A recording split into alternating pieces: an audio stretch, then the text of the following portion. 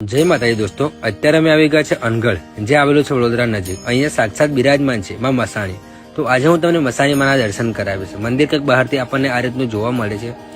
મંદિરમાં તમે જેવા આવો છો એટલે અહીંયા તમને સામે મસાણી માતાના દર્શન થશે, જે સાક્ષાત જ્યોત સ્વરૂપે બિરાજમાન છે.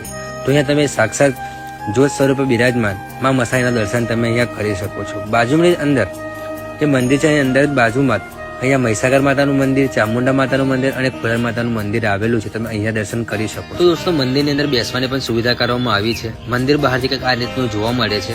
અહીંયાથી મહીસાગર નદીમાં બિરાજમાન હાથિયા કલાકની મહોરના તમે અહીંયા ઉપરથી દર્શન કરી શકો છો. અહીંયા પાણીની અંદર મંદિર આવેલું હતું અને મંદિરની બહાર ઓફિસ આવેલી છે પ્રસાદની, ત્યાંથી તમે પ્રસાદી લઈ શકો છો.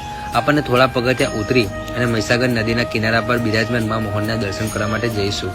તો આ રીતનું કંઈક ઉપરથી વ્યૂ જોવા મળે છે. અહીંયા માં મોહનના તમે સાક્ષાત દર્શન કરી શકો છો. બાજુમાં મેલડી માતાનું મંદિર આવે છે, ત્યાં પણ તમે દર્શન કરી શકો છો. આ મંદિરે જે પણ ભક્ત જે પણ મનોકામના માગે છે એ મનોકામના 100% પૂર્ણ થાય છે. અહીંયા રવિવારના દિવસે લાખોની સંખ્યામાં ભક્તો દર્શન કરવા માટે આવે છે. તમે પણ હાથિયા કલાકમાં મોહનના દર્શન કરવા માટે એકવાર જરૂર આવજો.